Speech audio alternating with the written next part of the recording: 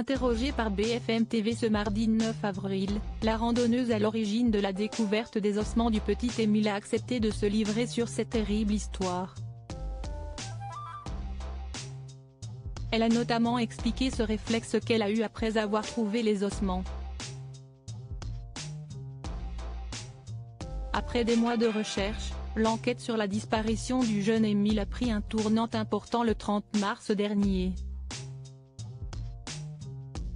Après des recherches infructueuses sur les traces du petit blondinet, âgé de seulement 2 ans et demi et qui n'avait plus donné signe de vie depuis que sa famille a perdu sa trace aux abords de la maison de ses grands-parents située dans le hameau du Haut-Vernay, dans les Alpes de Haute-Provence, une randonneuse a fait une terrible découverte. La femme, dont l'identité n'est pas connue, a retrouvé des ossements du petit Émile et après plus d'une semaine, elle a accepté de s'exprimer, dans une interview accordée à BFM TV. Ce chemin, ça fait longtemps que je ne l'avais pas pris. Je ne sais plus, depuis un mois et demi. Je le trouve au milieu du chemin. Il est blanc, tout propre. Il n'y a que les dents du haut, explique-t-elle, avant d'en dire plus sur la raison pour laquelle elle a emporté le crâne du garçonnet avec elle. J'aurais pu le laisser mais après, le temps d'y retourner, il n'aurait plus été là.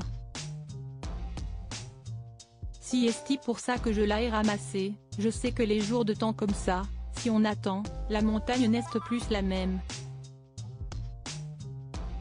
Un repère pour retrouver l'emplacement des ossements. Celle qui a relancé l'affaire après sa découverte dans la disparition d'Émile a rapidement compris ce qu'elle avait trouvé. Je savais que c'était lui. Je pleure, puis je me calme, a-t-elle ajouté. Malgré son départ en direction de la gendarmerie, la randonneuse réfléchit à un moyen pour retrouver facilement le lieu où se trouvent les ossements du petit garçon. Je me suis dit, il me faut un repère. Alors j'ai vu un immense sapin écroulé sur le côté.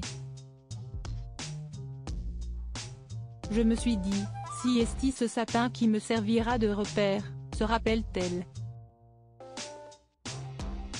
Depuis sa découverte, la randonneuse est au cœur de l'actualité et la maison de celle qui a retrouvé les ossements a été perquisitionnée contre toute attente au lendemain de sa macabre découverte.